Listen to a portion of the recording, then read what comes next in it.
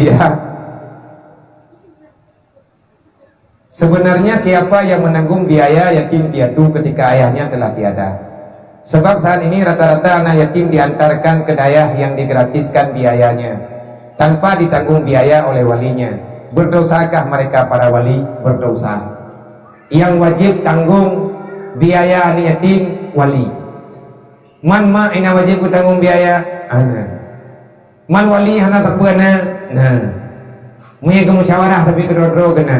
Urangnya yatim mana go, tengok yatim mana kedayo. Orang yang tiap-tiap bah yatim wali yang mendustakan hak yatim, nyan walinya. Menyetun ayat yang mun ara'aita alladhi yukadzibu bidi, gepegahnya ayatnya ti gebetreun ka Abu Lahab. Sabab Abu Lahab getak jai kecok ta Rasulullah. Wali Nabi termasuk Abu Lahab. Nah yang pegah ayatnya gebetreun ka Abu Lahab obor. Abu Lahab obor yang munafik. Yang dia kepercayaan biaya anak yatim dalam mata pendidikan yang tahu tanggung jawab. Pun tanggung jawab oleh pihak lembaga ataupun tanggung jawab oleh wali anak yatim yang gak dia ingat daya barangkali. Main terkadi daya long sebahagian long tanggung ilung. Nya nanti long tanggung ilung ni baik kepada usaha wali. Yang tak buat lagi tanya, nyo mesti malamnya. Nyo tak santun le katanya yatim nalah biaya bio. Yang katanya panitia lebih god tak tanya juga ke carai. Ya Allah tanggung le putruk pahala berkah kamu bunuh kepada wali-wali yang yatim. Pakat ngat nafala katanya pahala tambahan. Menya jawaban yang singkat, ketawale yang wajib tanggung hak an yatim. Biaya kehidupan di selama yatim nyen tanggung jawab wali, bukan tanggung jawab orang lain. Termasuk anak yatim hana wajib bertanggung jawab kepada anak yang na sajan tanya. Yang terus aja ke hana wajib ke 5. Jaga fitrah anak yatim hana wajib ke 5. Sebab yang wajib fitrah buat anak yatimnya diatur tanggung jawab ayah.